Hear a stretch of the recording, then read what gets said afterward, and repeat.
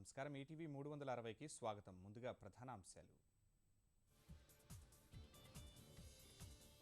ఉమ్మడి కృష్ణా జలాలే ఏపీ తెలంగాణ మధ్య పంపకం.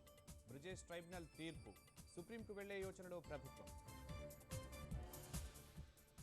చంద్రబాబు కుటుంబ ఆస్తుల విలువ 57 కోట్లు. తగ్గిన ముఖ్యమంత్రి వ్యక్తిగత సంపద.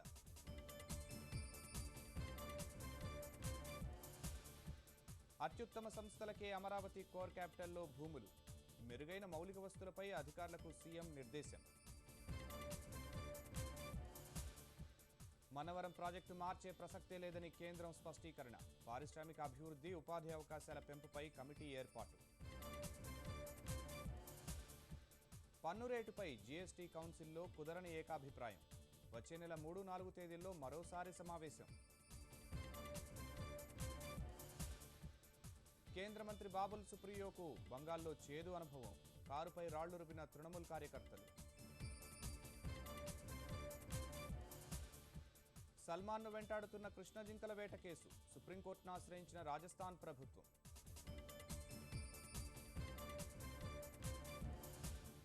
ఫిలిప్పీన్స్లో అమానుషత్వం. నిరసనకారులపై వ్యాన్ నడిపిన పోలీసులు.